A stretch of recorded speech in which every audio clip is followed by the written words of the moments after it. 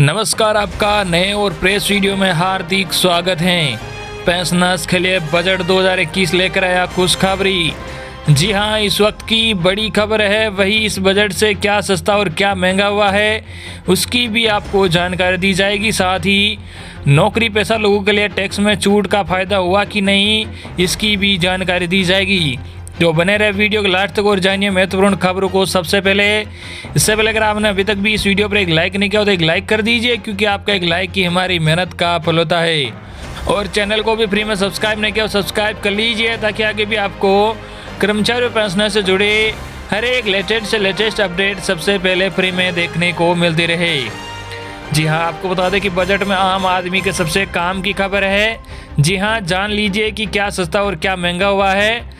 आपको बता दें कि वित्त मंत्री निर्मला सीतारमण ने आज वित्तीय वर्ष 2021-22 के लिए बजट पेश किया। कोरोना काल में पूरे देश को वित्त मंत्री से बड़े ऐलान की उम्मीद थी। वित्त मंत्री ने भी लोगों को निराश नहीं किया। कई सेक्टर में वित्त मंत्री ने खजाना खोल दिया। वित्त मंत्री ने कहा कि बजट ऐसे समय आ रहा है जब देश की जीडीपी दो बार माइनस में गई। उन्होंने कहा कि आर्थिक मंदी के बारे में सोचा भी नहीं था। कोरोना से वैश्विक अर्थव्यवस्था पर असर पड़ा। वित्त मंत्री के बजट भाषण के दौरान दो खबरें ऐसी होती हैं जो सीधे आम आदमी के जीवन पर असर डालती हैं। पहली, आयकर स्लैब को लेकर वित्त मंत्री का ऐलान, और बजट से क्या सस्ता और क्या महंगा। यहाँ जानिए बजट में क्या सस्ता और क्या महंगा हुआ है। जी हाँ, अब आपको बता दें कि क्या क्या महंगा हुआ है। मोबाइल फ़ोन के पार्ट, चार्जर, गाड़ियों के पार्ट्स, इलेक्ट्रॉनिक उपकरण, इम्पोर्टेंट कपड़े, सोलर इन्वर्टर, सोलर के उपकरण, कॉटन। अब जान लीजिए क्या क्या सस्ता हुआ है। स्टील से बने सामान, सोना, चांदी, तांबे का सामान, चमड़े से बने सामान। वित्त मंत्री निर्मला सीतारमण ने टैबलेट से पढ़ा बजट का भाषण। जी हाँ, वित्त मंत्री निर्मला सीतारमण ने लीक छोड़ते हुए इस बार आम बजट कागजी दस्तावेज के बजाय टैबलेट से पढ़ा। सीतारमण 2021-22 का बजट पेश करते हुए सत्ता पक्ष की दूसरी कतार में रही। इस बार का बजट कागज पर प्रिंट नहीं हुआ। बजट दस्तावेज सभी सांसदों समेत आम जनता के लिए डिजिटल स्वरूप में उपलब्ध कराया जाने वाला है। वही आपको बता दें कि बुजुर्ग पेंशनर्स को मिली बड़ी राहत, नहीं भरना होगा ITR। जी हाँ, वित्त मंत्री निर्मला सीतारमण ने बजट 2021 में पेंशनर्स को बड़ी राहत दी है। अब 75 साल के ऊपर के पेंशनर जिनकी सिर्फ पेंशन और इंटरेस्ट इनकम है, उन्हें इनकम टैक्स रिटर्न फाइल करने की जरूरत नहीं होगी।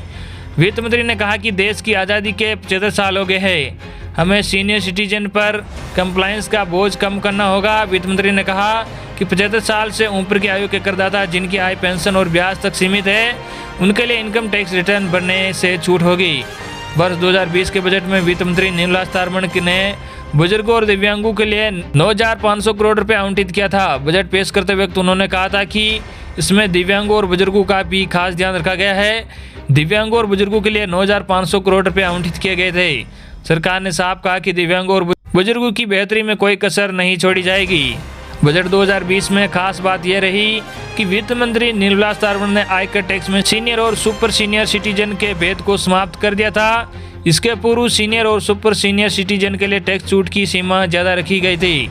वर्ष 2020 के बजट में यह अंतर समाप्त कर दिया गया। बजट 2020 में वित्त मंत्री आयकर टैक्स की नई व्यवस्था का प्रस्ताव दिया।